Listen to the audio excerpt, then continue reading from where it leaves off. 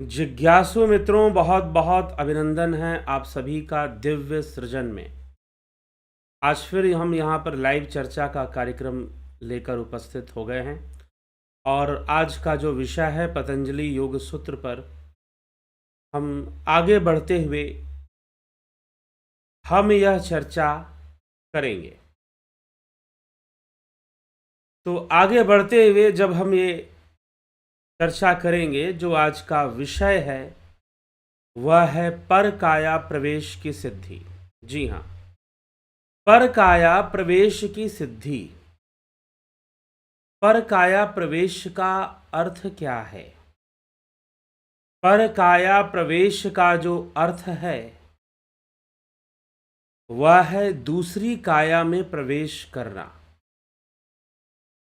पराई काया में प्रवेश करना, दूसरे शरीर में योगी का प्रवेश करना। जो सिद्ध योगी है वह दूसरे शरीर में भी प्रवेश कर सकता है।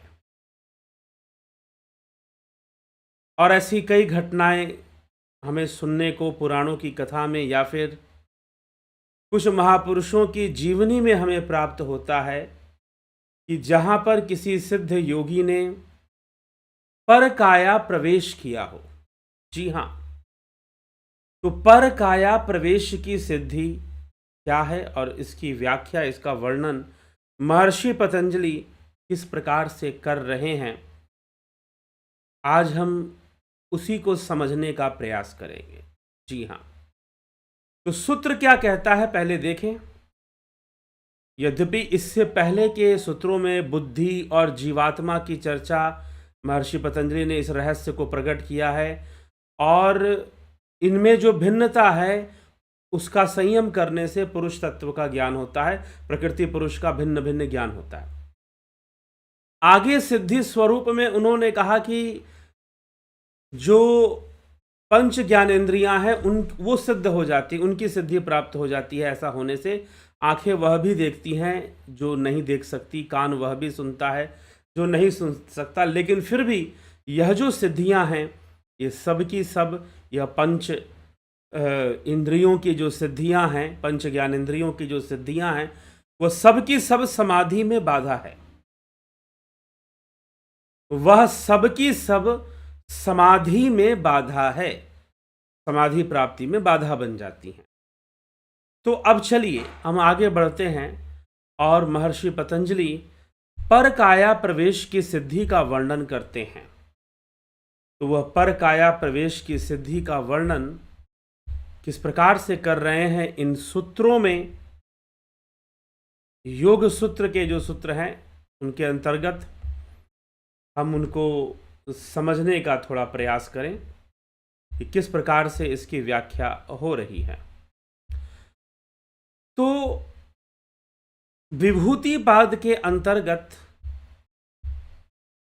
हमने लगभग 35 सूत्रों पर चर्चा पूर्ण कर ली है और यह जो सूत्र है पर काया प्रवेश का, एक महत्वपूर्ण सूत्र जो कि आज इसी सूत्र पर हम चर्चा करने जा रहे हैं। तो 35वें सूत्र में महर्षि पतंजलि ने पुरुष और बुद्धि, जीवात्मा और बुद्धि की चर्चा की है। तो 35वां सूत्र था जिस पे हम उसके आगे भी बढ़कर हमने चर्चा की। 35वें सूत्र से आगे बढ़कर भी इंद्रियों की सिद्धि, प्रातिभ श्रावण वेदना दर्शना स्वादवार्ता जायन्ते ततः प्रातिभ श्रावण। तो इस प्रकार से यह सूत्र भी है जिसमें कि महर्षि पतंजलि कह रहे हैं कि स्वरूप में संयम करने से व्युत्थान चित्त वाले को भी प्रातिभ ज्ञान जो पूर्व कहा गया है वह प्राप्त होता है। ठीक, लेकिन इन सभी सिद्धियों के विषय में महर्षि पतंजलि कहते हैं कि ये सब समाधि में बाधा बनती हैं। ते समाधा व उपसर्गा वित्थाने सिद्धय। वह समाधि सिद्धि में विघ्न है और व्यवहार काल में सिद्धियां हैं। व्यवहार में सिद्धि हैं लेकिन समाधि में विघ्नता पैदा करती हैं। आगे महर्षि पतंजलि 38वें सूत्र में कहते हैं, 38 नंबर सूत्र में कहते हैं, बंध कारण शैथिल्यात प्रचार संवेदना च चितस्य पर शरीरावेशः। बंध कारण शैथिल्यात, बंध कारण जो बंधन का कारण है, बंधन का कारण क्या है? मन की अस्थिरता। व्यास ऋषि इसका भाष्य करते हुए लिखते हैं, मन की अस्थिरता और अनेकों प्रकार की जो लोलुपता है संसार में, यह बंधन का कारण है। तो बंध कारण शैथिल्यात, बंधन का जो कारण है उसको शिथिल कर कर, बंधन का कारण मन की चपलता, मन की जो चंचलता बनी हुई है वह बंधन का कारण है। और बंधन के कारण को शिथिल करके प्रचार संवेदना च चितस्य पर शरीरावेश, ठीक है, बंधन के कारण रूप कर्म की शिथिलता, कर्मों को शिथिल करके, अर्थात कर्म को रोक कर, कर्म ना हो, प्रकृति के बंधन से सारे कर्म होते हैं, कर्म ना हो, बंध कारण शैथिल्यात प्रचार संवेदनाश्च चितस्य पर शरीरावेश। संयम द्वारा बंधन के कारण रूप कर्म की शिथिलता से और नाड़ी प्रवेश के ज्ञान से चित्त का पर शरीर में योगी प्रवेश कराता है। और चित्त का प्रवेश करने से इंद्रियां भी पीछे पीछे चली जाती हैं। विषयों में जो लोलुपता भाव है और अस्थिर मन का कर्म और वासना के कारण शरीर में बंधन है। विषयों के प्रति जो लोलुपता का भाव है और मन का अस्थिर अवस्था के कारण कर्म और वासना भी अस्तित्व में रहते हैं। इनका ठहराव करके उस बंधन के कारण कर्म की शिथिलता समाधि बल से होती है, मतलब संयम बल से, धारणा ध्यान समाधि बल से ये कर्मों की शिथिलता आ जाती है। और चित्त के नाड़ी द्वारा जाने आने की ज्ञान भी समाधि से उत्पन्न होता है। क्योंकि यहां पर दो बातें कही जा रही हैं कि आप तो एक कर्म बंधन जो है उसको शिथिल करो, ठीक है, बंध कारण शैथिल्या प्रचार संवेदना चितस्य पर शरीर हो। और जो संवेदनाओं का जो मार्ग है वह नाड़ी मार्ग है, वह नाड़ी मार्ग है। इसलिए नाड़ियों का ज्ञान, सुषुम्ना नाड़ी, इंगला, ईड़ा पिंगला सुषुम्ना नाड़ियों की चर्चा हो जाती है। अभी पीछे किसी ने शायद कल ही पूछा था कि आत्मा शरीर में कहां पर है। वास्तव में आत्मा तो सर्वव्यापी है, जीवात्मा है। और जीवात्मा स्पाइनल कोड, जहां नाड़ी संग्रह है, स्पाइनल कोड के माध्यम से ही जीवात्मा पूरे शरीर पर अपना नियंत्रण रखती है। ठीक, नाड़ी तंत्र के माध्यम से ही पूरे शरीर पर जीवात्मा अपना नियंत्रण रखती है। इसीलिए महर्षि पतंजलि पर काया प्रवेश की सिद्धि समझाने के बाद नाड़ी सिद्धि की बात करेंगे और प्राण सिद्धि की बात करेंगे कि अलग अलग जो प्राण वायु है उनका संयम करने से कौन कौन सी सिद्धि प्राप्त होती है। तो यहां पर इस विषय को समझाया जा रहा है कि दो क्रियाएं यहां करनी होती है। एक कि कर्मों का जो व्यापार है, जो कि संसार के प्रति मन की अस्थिरता, लोलुपता, कर्म वासना बनी रहती है, उनके व्यापार को शिथिल कर देना है, रोक देना है। एक तरह से समाधि अवस्था में शिथिल कर देने के बाद फिर क्या करना है? समाधि से ही नाड़ी विज्ञान का भी ज्ञान हो जाता है, सारी नाड़ियों के बारे में पता चल जाता है। क्योंकि जीवात्मा शरीर के ऊपर अपना नियंत्रण नाड़ियों के माध्यम से करता है। जीवात्मा शरीर के ऊपर अपना नियंत्रण नाड़ियों के माध्यम से करता है, ठीक है। तो अब क्या होगा कि जो योगी है, सिद्ध योगी है, पहले धारणा ध्यान समाधि से वो अपने मन की चंचलता को स्थिर करेगा, कर्म वासना को, कर्मों के व्यापार को शिथिल करेगा और नाड़ी विज्ञान को समझते हुए वह किसी पर काया प्रवेश, पर शरीरावेश, दूसरे शरीर को अपने वश में करेगा, उसकी नाड़ी में प्रवेश करके, उसकी नाड़ी में वो प्रवेश करेगा और प्रवेश करके वह जो है जो नियंत्रण है उस शरीर पर कर लेगा। एक योगी ऐसा पूर्णतः कर सकता है, सिद्ध योगी कर सकता है। ठीक है, सिद्ध योगी जो है इस प्रकार से यह क्रिया कर सकता है और पर काया प्रवेश, यहां पर उसका पर काया प्रवेश हो जाएगा।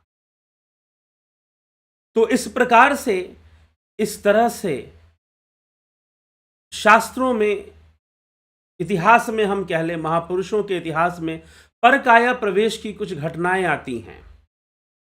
उनमें से जो सबसे प्रसिद्ध जो कथा हमें सुनने को मिलती है आदि गुरु शंकराचार्य के विषय में आती है कि आदि गुरु शंकराचार्य मीमांसा आचार्य कुमारिल भट्ट से शास्त्रार्थ करने जाते हैं। उनको स्वयं वेद व्यास जी प्रकट होकर दर्शन देकर उनसे कहते हैं कि हे शंकर, यदि तुम्हें दिग्विजय करना है तो तुम्हें मीमांसा आचार्यों को पराजित करना होगा। मुख्य रूप से आदि गुरु शंकराचार्य ने मीमांसा आचार्यों से ही शास्त्रार्थ किया था, क्योंकि मीमांसकों का ही विजय बौद्धों पर था। मीमांसा आचार्य कुमारिल भट्ट ने स्वयं नालंदा के कुलपति बौद्धाचार्य को शास्त्रार्थ में पराजित कर दिया था और यह घटना बड़ी प्रसिद्ध थी। इसीलिए आचार्य कुमारिल भट्ट दिग्विजयी माने जाते थे।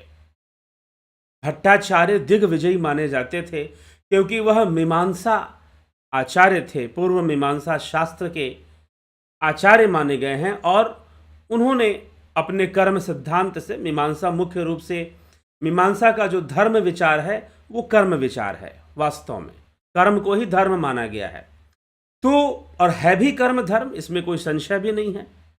तो कर्म सिद्धांत के आधार पर और प्रमाण विचार पर उन्होंने शास्त्रार्थ किया और उनकी विजय हुई। तो वेद व्यास जी ने कहा कि हे शंकर, अगर तुम दिग्विजयी होना चाहते हो तो तुम्हें कुमारिल भट्ट से, भट्टाचार्य से तुम्हें शास्त्रार्थ करना पड़ेगा। तो आदि गुरु शंकराचार्य उस समय प्रयाग में पहुंचते हैं भट्टाचार्य से शास्त्रार्थ करने के लिए, लेकिन तब तक आचार्य कुमारिल भट्ट अग्नि समाधि को, अपने देह को अग्नि को समर्पित कर चुके थे। अग्नि समाधि उन्होंने ले ली थी, अग्नि समाधि का प्रण कर लिया था और उनका शरीर जो है तुषानल की अग्नि में, तुषानल कहने का मतलब जो धान की भूसी होती है उसको कहते हैं तुषा, तो उसकी अग्नि में वो अपने शरीर को भस्म कर रहे थे। उसी समय कहते हैं कि आदि गुरु शंकराचार्य पहुंच गए, आचार्य को प्रणाम कर उनसे विनती की कि मुझे आपसे शास्त्रार्थ करना था। तब आचार्य कुमारिल भट्ट कहते हैं कि देखो, मैंने तो अग्नि समाधि की इच्छा से ये अपना देह को मैं त्याग कर रहा हूँ, लेकिन मेरा शिष्य है, तुम उससे जाकर शास्त्रार्थ कर सकते हो। तो आचार्य कुमारिल भट्ट जब आदि गुरु शंकराचार्य को कहते हैं कि मेरे शिष्य से जाके शास्त्रार्थ करो, तो उस समय वह चले जाते हैं महिषी की ओर, और महिषी क्षेत्र आज के बिहार के सहरसा क्षेत्र के रूप में जाना जाता है। तो वो वहाँ पर जाते हैं और वहाँ पर जब जाते हैं तो मंडन मिश्र से उनका शास्त्रार्थ होता है। 1 मास तक कहते हैं कि लगातार शास्त्रार्थ चलता है, निरंतर ही चर्चा चलती रहती है। मीमांसकों को पराजित करना इतना आसान नहीं था, क्योंकि वो मीमांसक ही थे जिन्होंने बौद्धों को पराजित किया था। सत्य ये है, बहुत लोग कई बार यह कहते हैं कि आदि गुरु शंकराचार्य ने बौद्धों का वो कर दिया। मेरे ख्याल से वो सुनी सुनी बातों को वो बोल दिया करते हैं कि कहीं पर किसी दूसरे महात्मा जी ने बोला तो हमने सुना और कॉपी पेस्ट मार दिया। लेकिन आप जब इस विषय पर रिसर्च करेंगे, philosophical history of India, Bharat के दार्शनिक इतिहास पर, फिलॉसफिक हिस्ट्री पर अगर आप रिसर्च करेंगे तो आपको पता चलेगा कि यह कार्य कुमारिल भट्ट के द्वारा हुआ था। आदि गुरु शंकराचार्य ने बौद्धों के साथ उनके शास्त्रार्थ का कोई कथा प्रसिद्ध नहीं है, ऐसी कोई सिंगल स्टोरी नहीं है जो बहुत फेमस हो, जहां पर यह आता हो कि आदि गुरु शंकराचार्य ने किसी बौद्धाचार्य को पराजित किया हो। ठीक है, हाँ, कुमारिल भट्टाचार्य से वो शास्त्रार्थ करना चाहते थे, लेकिन उनको वह शुभ अवसर प्राप्त नहीं हुआ जिसके लिए वेद व्यास जी ने उनको कहा था। स्वयं वेद व्यास जी ने, अब वेद व्यास जी कहाँ से आ गए उस समय? वेद व्यास जी बिल्कुल, शंकराचार्य तो कलयुग में हुए, वेद व्यास बहुत पहले हुए। तो वेद व्यास द्वापर में, द्वापर के बाद भी हुए वेद व्यास, लेकिन कम से कम शंकराचार्य के समय तो नहीं थे। ठीक है, बहुत पहले कलयुग के प्रारंभ में ही वेद व्यास हुए, जब उन्होंने वेदों का विभाजन आदि किया और शास्त्रों का भाष्य वगैरह दिया था। तो महर्षि वेद व्यास नहीं थे, तो महर्षि वेद व्यास का दर्शन देव रूप में हुआ था। देव रूप में आदि गुरु शंकराचार्य को हुआ था। अगर आप शंकर दिग्विजय का अध्ययन करें या आप आदि गुरु शंकराचार्य की जीवनी कहीं से भी पढ़ें, तो देव योग था, पहला संन्यास योग था, दूसरा देव योग था, और 2 बार उनकी मृत्यु टली। एक बार 8 वर्ष की उम्र में संन्यास योग से टल गई, फिर 16 वर्ष की उम्र में देव योग से टल गई, और उसका डबल जीवन हो गया। तो 32 वर्षों तक आदि गुरु शंकराचार्य इस शरीर में रहे, इस दुनिया में रहे, जीवित शरीर में रहे। ठीक है, 32 वर्ष की उम्र तक। और 32 वर्ष की उम्र तक उन्होंने उपनिषद भाष्य, श्रीमद् भगवद गीता भाष्य, विवेक चूड़ामणि, उपदेश सहस्त्री, ऐसे बहुत सारी रचनाएं उन्होंने कर दी थी। बहुत सारी रचनाओं को शंकर से जोड़ दिया जाता है, जबकि वो उनकी रचनाएं नहीं होती हैं, फिर भी जोड़ दिया जाता है। मुख्य रूप से जो उनका जो शास्त्र है, बाल्यावस्था में ही उन्होंने आत्मबोध नामक एक सूत्रों की रचना कर दी थी, बालक अवस्था में ही, संस्कृत भाषा में। और फिर जो है उसके बाद भाष्य उन्होंने दिए। भाष्यों में उन्होंने मुख्य रूप से उपनिषदों का भाष्य, श्रीमद् भगवद गीता का भाष्य, वेद भाष्य, इस तरह से भाष्य उन्होंने दिए। और फिर जाकर विवेक चूड़ामणि को, अद्वैत सिद्धांत, अहम ब्रह्मास्मि को समझाने के लिए उन्होंने विवेक चूड़ामणि लिखा। तो मुख्य रूप से 10 उपनिषदों पर आदि गुरु शंकराचार्य ने भाष्य दिए थे। ठीक, तो आदि गुरु शंकराचार्य ने ये सारा काम करने के बाद अब शास्त्रार्थ परंपरा से वो चल रहे थे। कईयों से शास्त्रार्थ किया, वेद व्यास जी से भी शास्त्रार्थ किया।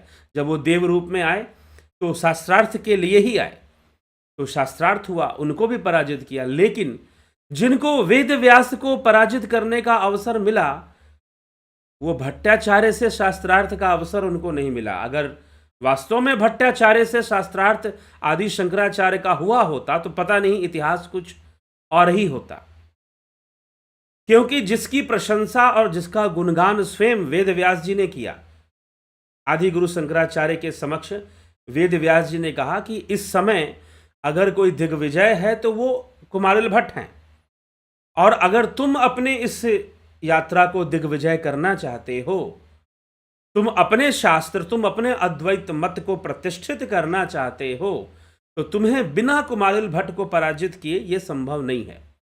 लेकिन आदि गुरु शंकराचार्य को यह शुभ अवसर नहीं मिला, और उन्होंने यह अपना दुर्भाग्य ही माना और कहा कि ठीक है, मैं आपके शिष्य से ही शास्त्रार्थ कर लूंगा। और वो मंडन मिश्र के पास चले गए। मंडन मिश्र के पास चले गए शास्त्रार्थ करने के लिए। और जब वहां पर वो पहुंचे, मंडन मिश्र से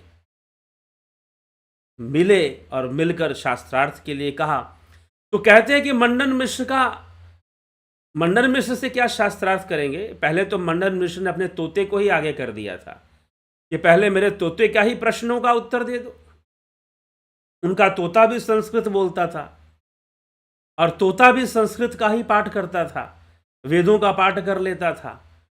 तो ऐसा माहौल था मंडन मिश्र के, जो उनका आश्रम था, गृहस्थ आश्रम, उसके चारों तरफ जो थे वेद ज्ञान और विद्वता से भरे हुए लोग थे, और बहुत पके हुए लोग थे, क्योंकि मीमांसकों ने सबसे ज़्यादा शास्त्रार्थ किया है।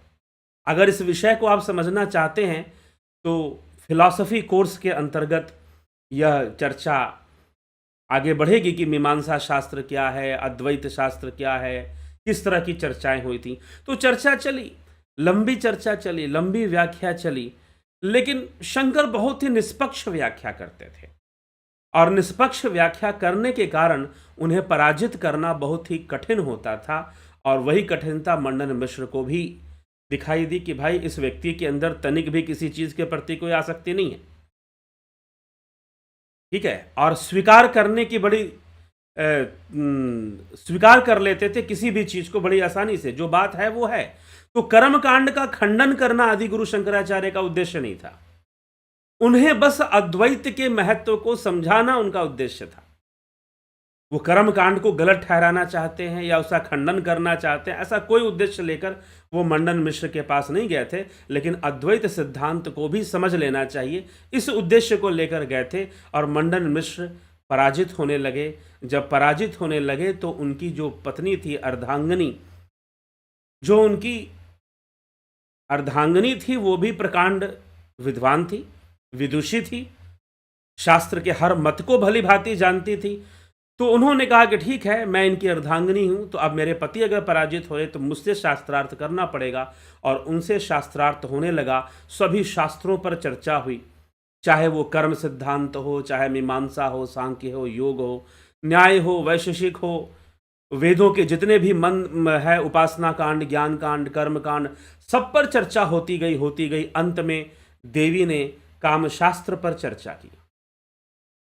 कामशास्त्र पर चर्चा की तो कामशास्त्र की रचना उपनिषदों और वेदों से ही निकली थी।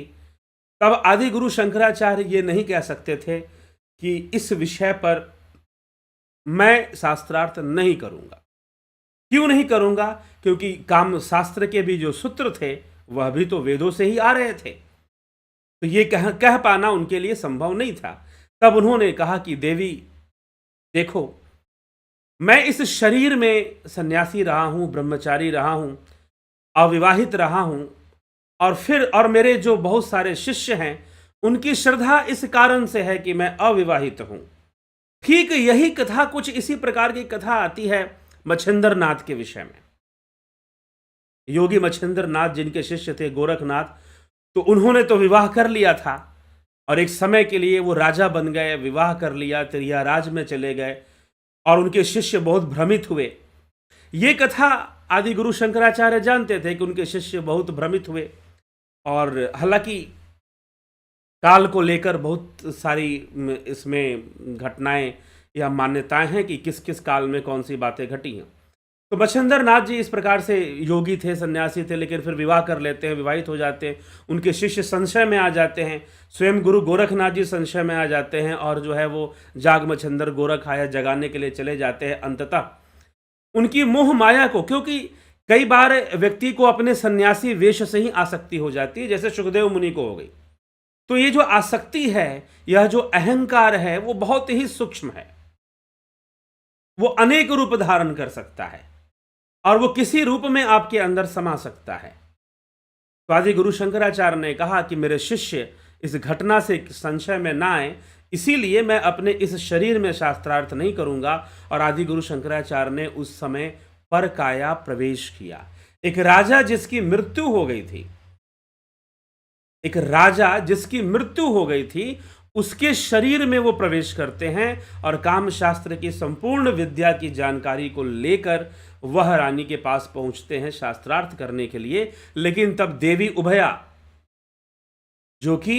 भारती, जो कि मंडन मिश्र की अर्धांगिनी थी, उन्होंने कहा कि ठीक है, मैंने आपके सामर्थ्य को देख लिया है गुरुदेव, इसीलिए अब मैं शास्त्रार्थ नहीं करूंगी। और वो उस समय शास्त्रार्थ से पीछे हटकर पराजय को स्वीकार करती हैं और शंकर दिग्विजय कहलाते हैं। शंकर दिग्विजय उस समय कहलाते हैं। तो इस प्रकार से शास्त्रार्थ होता है और उसके बाद जो परंपराएं चलती हैं वो उसमें कर्म सिद्धांत को महत्व देते हुए अद्वैत सिद्धांत, क्योंकि अद्वैत में वैसे भी कर्म सिद्धांत का महत्व है, तो कर्म सिद्धांत आता तो सांख्य से है, लेकिन इसका विकास मीमांसा के द्वारा किया जाता है। कैसे विकास होता है? फिलॉसफी के अंदर जो कोर्सेस चल रही हैं, सनातन धर्म दर्शन पे जो कोर्स चल रहा है, उनमें विषयों पर विशेष रूप से जोर दिया जाता है। तो अभी हम आदि गुरु शंकराचार्य की परकाया प्रवेश की घटना को समझने का प्रयास कर रहे थे कि आदि गुरु शंकराचार्य परकाया प्रवेश, तो ये परकाया प्रवेश की टेक्निक क्या है, ये महर्षि पतंजलि बता रहे हैं कि ध्यान साधना से चित्त वृत्ति निरोध कर देने से कर्म निरोध भी हो जाएगा। क्योंकि कर्म क्यों हो रहा है? वृत्तियों के वशीभूत हो रहा है, संस्कारों के वशीभूत हो रहा है। तो कर्म निरोध कर लेने से कर्म निरोध पूर्णतः नहीं होता, इसलिए कर्म की शिथिलता यहां पर लिखी गई है। कर्मों को शिथिल कर देने से, क्योंकि वह बंधन का कारण है जो कर्म और वासना है। मन की चपलता और साथ में कर्म वासना, यह जो बंधन का कारण है, इनको शिथिल कर कर समाधि के द्वारा योगी क्या करता है कि नाड़ी मार्ग से, नाड़ी मार्ग जहां पर ईड़ा पिंगला सुषुम्ना चित्रा नाड़ी, शिव संहिता में कई नाड़ियों का वर्णन हमने सुना, हट प्रदीपिका ग्रंथ में भी नाड़ियों का वर्णन, तो इन नाड़ी मार्ग से दूसरे के शरीर में प्रवेश करता है। कौन करता है? योगी नाड़ी मार्ग से अपने चित्त को, कौन सी वस्तु योगी प्रवेश करता है, तो योगी के अंदर क्या है जो प्रवेश करेगा? चित्त। अपने चित्त को दूसरे के शरीर में प्रवेश करवाता है, और चित्त का प्रवेश करने के पीछे पीछे और क्या होगा? उसकी इंद्रियां भी उसी में प्रवेश कर जाएंगी, क्योंकि इंद्रियां भी सूक्ष्म शरीर का अंग है। अब महर्षि पतंजलि यहां पर यह जो बात लिख देते हैं, चित्त का प्रवेश होना, कौन प्रवेश करेगा भाई? योगी दूसरे के शरीर में प्रवेश कर गया, तो योगी का क्या चीज प्रवेश कर गया? योगी ने अपने चित्त को दूसरे के शरीर में नाड़ी मार्ग से प्रवेश करा दिया, और नाड़ी मार्ग से जब प्रवेश करा दिया तो उसकी इंद्रियां, जो योगी की इंद्रियां हैं, वो भी साथ में चली जाएंगी। क्यों चली जाएंगी? क्योंकि इंद्रियां सूक्ष्म शरीर का अंग हैं, इंद्रियां स्थूल शरीर का अंग नहीं है। विवेक चूड़ामणि आदि गुरु शंकराचार्य जहां पर सूक्ष्म शरीर पुर्यष्टक की चर्चा करते हैं, वहां पर उन्होंने पुर्यष्टक 8 अंग बताए हैं। सूक्ष्म शरीर के 8 अंग बताए हैं, तो वो 8 अंग में इंद्रियां भी हैं। इंद्रियां प्रवेश कराई जाती हैं दूसरे के शरीर में, लेकिन नाड़ी ज्ञान को प्राप्त कर कर, समाधि से ही नाड़ी ज्ञान हो गया, और नाड़ी ज्ञान को प्राप्त कर कर नाड़ी में ही प्रवेश कर जाती है। दूसरे शरीर के नाड़ी व्यवस्था में, नाड़ी तंत्र में प्रवेश कर जाती हैं, और उस शरीर पर फिर उस योगी का अधिकार हो जाता है। योगी का अधिकार हो जाता है, और योगी जब तक चाहे, जैसी उसकी इच्छा हो, उसके माध्यम से कर्म कर सकता है। शरीर बंधन तो पहले ही तोड़ चुका है, तो चाहे वो किसी भी शरीर में प्रवेश करे, उसे आसक्ति नहीं होगी, वह सर्वदा अनासक्त ही रहेगा। उसे आसक्ति नहीं होगी, वह सर्वदा अनासक्त ही रहेगा। तो दूसरे के शरीर में योगी प्रवेश कर जाता है। यह जो है पर काया प्रवेश की सिद्धि का वर्णन किया है महर्षि पतंजलि।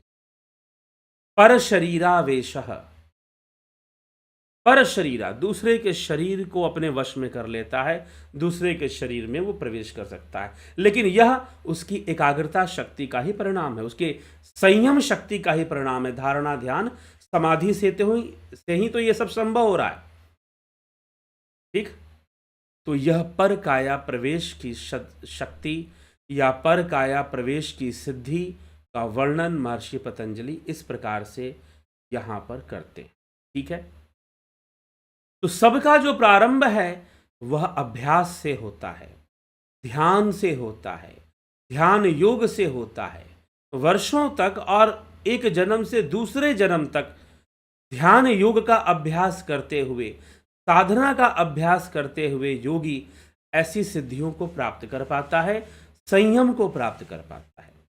ऐसा नहीं कि यह कोई छोटी मोटी बात है कि चलो हम इतनी एकाग्रता विकसित कर ले या उतनी एकाग्रता विकसित कर ले तो हो जाएगा। कोई 1 महीने 2 महीने की भी बात नहीं, संभवतः 1 वर्ष की भी बात नहीं। हाँ, जिसके पिछले जन्मों की बहुत कठोर साधना है, बहुत अच्छी साधना है, बहुत परिपक्वता को वो पिछले जन्मों से ही प्राप्त कर चुका है, निश्चय ही वो कर पाएगा, अन्यथा वह नहीं कर पाएगा। ठीक है, अन्यथा वह नहीं कर पाएगा। तो इसीलिए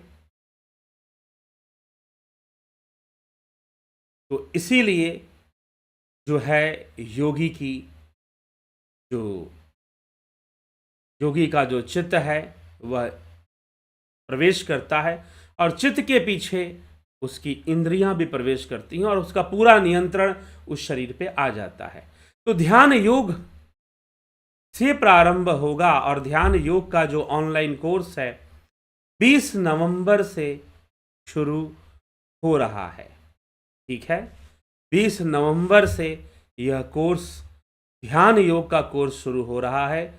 आप ध्यान योग का कोर्स ज्वाइन करना चाहते हैं, आपने पहले किया है थोड़ा बहुत लेकिन सही से नहीं होता, या आप अपनी मर्जी से करते हैं, या कहीं आपने गुरुजी बनाया था उससे लेना देना नहीं है, लेकिन आपको लगता है कि एक विधि पूर्वक ध्यान योग हमें करना चाहिए, विधिवत हमें ध्यान योग सीखना चाहिए, तो जी हाँ, विधि पूर्वक एक सीक्वेंस में एक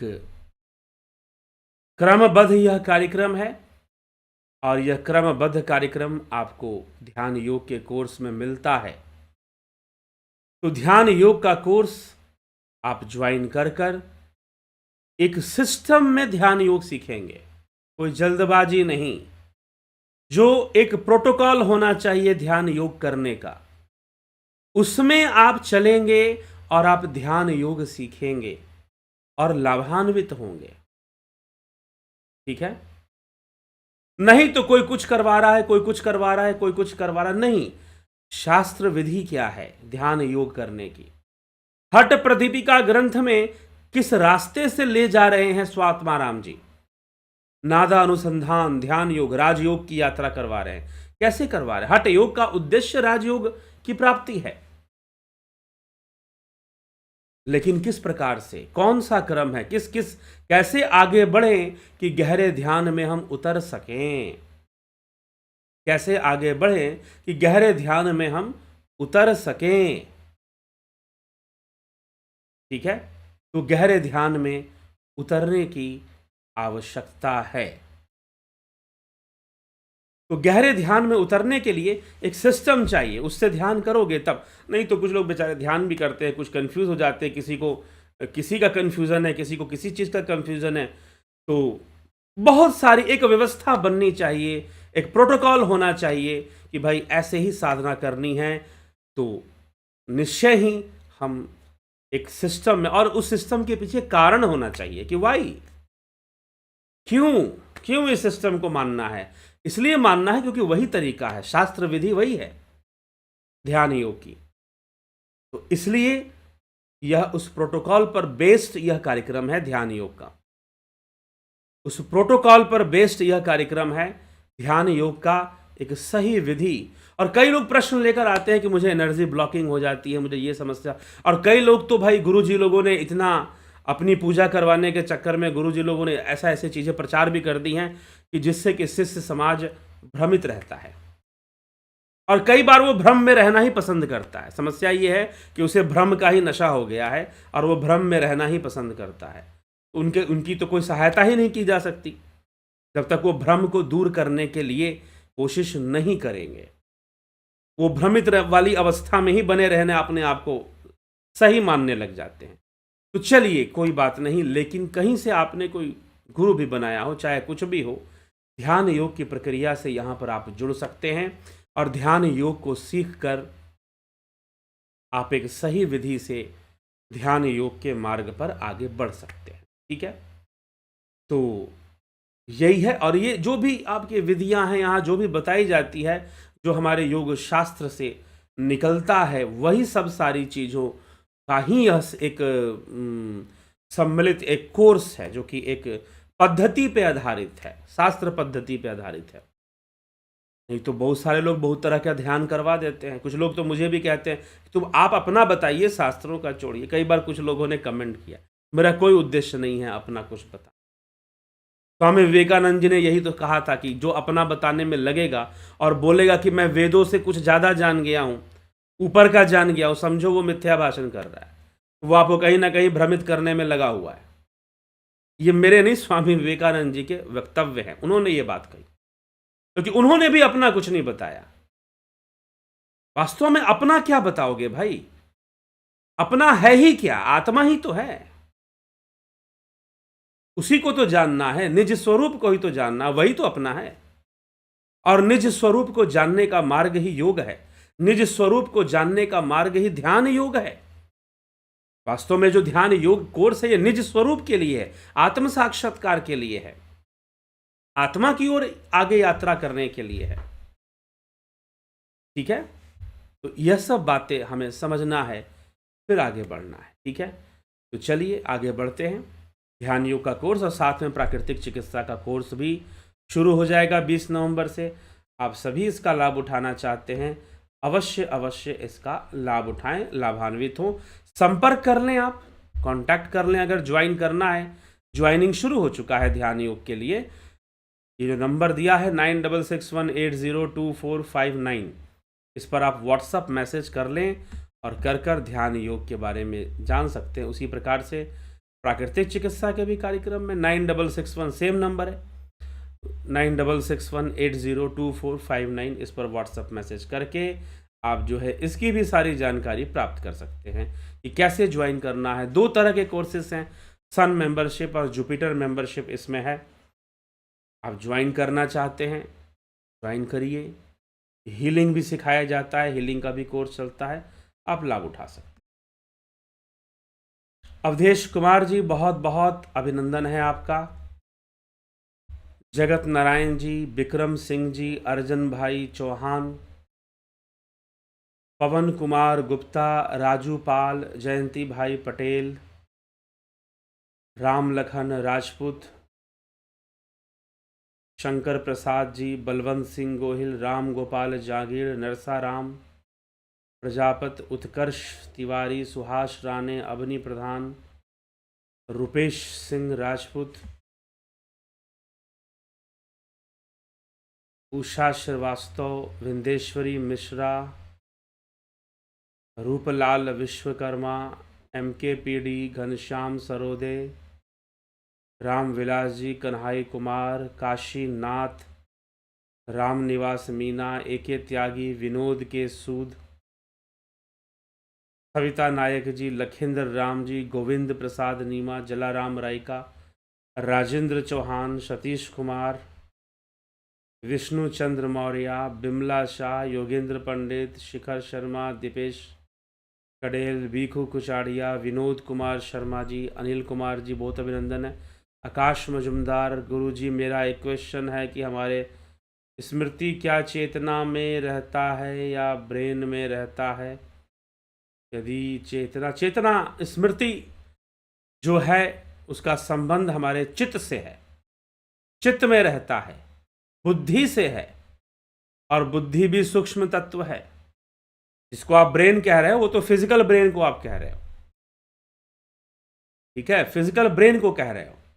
जब फिजिकल ब्रेन रेस्ट में चला जाता है तो भी आप स्वप्न देखते हो, सूक्ष्म रूप से बुद्धि वहां काम करती रहती है।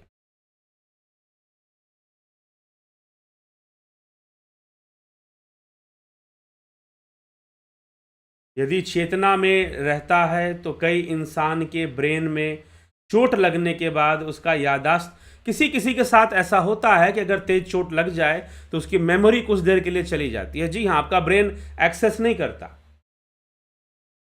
ठीक है, आपका ब्रेन एक्सेस नहीं करता। कहां एक्सेस नहीं करता? सेंसरी वर्ल्ड में एक्सेस नहीं करता। सेंसरी वर्ल्ड में उसका एक्सेस नहीं हो रहा है। आपका दिमाग कमजोर पड़ गया है, आपके न्यूरॉन्स कमजोर पड़ गए हैं, या न्यूरॉन्स डिस्ट्रॉय हो गए हैं चोट लगने के कारण, आप उसको रिकॉल नहीं कर पा रहे हो। This is the physical issue. यह एक फिजिकल इश्यू है, वो फिजिकल ब्रेन के लिए कहा जा रहा है। अब आदमी कोमा में चला जाता है, मरता तो नहीं है ना, ठीक है, कोमा में चला गया लेकिन मरता तो नहीं है वो। अब कोमा में बहुत सारी चीजें वो देखता है, रहता है। आदमी सो जाता है, स्वप्न देखता है, स्वप्न की सारी बातें क्या हमें याद रह जाती है? नहीं रह पाती, ठीक। तो वह जो केस है ओनली फॉर फिजिकल ब्रेन है, कि फिजिकल ब्रेन एक्सेस नहीं कर पाएगा, क्योंकि इस संसार में जो भी आप इंटरेक्शन कर रहे हो वो सेंसेस के थ्रू कर रहे हो, बाहरी जो फिजिकल सेंसेस है उसके थ्रू आप कर रहे हो, इसलिए ऐसा होता है। संतोष गुप्ता जी, धन्यवाद भारत। राम गोपाल जा, गुरु जी कौन सी जो 8 इंद्रियां हैं, 8 इंद्रियां कब से हो गई? 5 ज्ञान इंद्रियां हैं, 5 कर्म इंद्रियां हैं, 8 इंद्रियां कहां से आ गई? रतन सिंह जी, रामनाथ यादव, हीरालाल यादव, अमन मनन, जय जय हो। नंदी, कृष्ण कुमार चौहान, क्या आपने सिद्धियां प्राप्त कर ली है? यदि हाँ तो विस्तार से जानकारी दें, और यदि नहीं तो कोई बात नहीं, जी नहीं, नहीं प्राप्त की है, ठीक है। सारी जानकारी यहीं ले लेंगे क्या?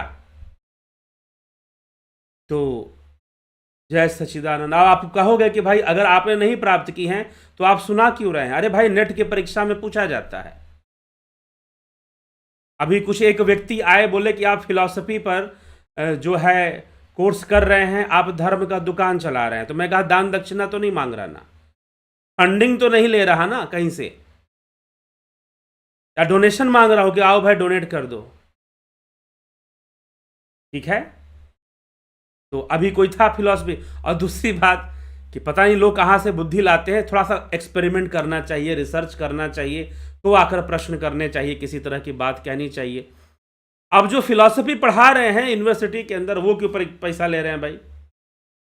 और सबसे बड़ी बात, ये जो योगा का जो बोर्ड वगैरह बना हुआ है योगा के लिए, वो क्यों सर्टिफिकेट इशू करने के पैसे ले रही है? और भारी मोटे पैसे ले रही है, छोटे मोटे पैसे नहीं ले रही है। 1-2 हज़ार नहीं, 10-15 हज़ार तक, ठीक है। तो जरा उनसे भी प्रश्न पूछो कि भाई आप फ्री में बांट लो सर्टिफिकेट सबको, जो योग्य हैं। आप परीक्षा भी ले रहे हो और पैसा भी ले रहे हो, दोनों काम कर रहे हो, ठीक। तो व्यर्थ के प्रश्न कुछ लोग पूछते हैं, यद्यपि मैं कई लोगों के प्रश्नों का जवाब नहीं देता हूं, क्योंकि व्यक्ति का अपना कोई ना, उसको कोई सही जानकारी रखना उसका कोई उद्देश्य नहीं है, बल्कि व्यर्थ की बातों को करना उद्देश्य है, ठीक। तो यह चीज है। अजीत अपराजित जी, जय सच्चिदानंद गुरु जी, आपके द्वारा मिले इन्फॉर्मेशन कभी कभी संशय उत्पन्न करता है, बट साधना द्वारा ही संशय पूर्णतः खत्म हो जाता है। आपके द्वारा मिले ध्यान योग बहुत ही कीमती है। जी हाँ, ध्यान योग करने से कई बातें स्पष्ट होने लगेंगी। ध्यान योग करने से सूक्ष्म शरीर का अनुभव होने लगेगा कि हां, सूक्ष्म शरीर नामक एक सत्ता होती है, सूक्ष्म शरीर नामक एक सत्ता होती है। तो ध्यान योग करने से सूक्ष्म शरीर का अनुभव होने लगेगा अगर आप ध्यान योग करते हैं तो। और फिर वहां पर जो उत्तर मिलेगा, तो देखिए, कल ही बात हुई थी, what is information and what is knowledge. तो नॉलेज और इंफॉर्मेशन, यहां जो दिया जा रहा है वो इंफॉर्मेशन है। ध्यान योग में जो एक्सपीरियंस होता है वो नॉलेज है, ठीक है। यहां जो दिया जा रहा है वह इंफॉर्मेशन है, और ध्यान योग में जो नॉलेज होता है, ध्यान योग में जो अनुभव होता है, वह क्या है? वह नॉलेज है, ठीक है। तो यह विषय है।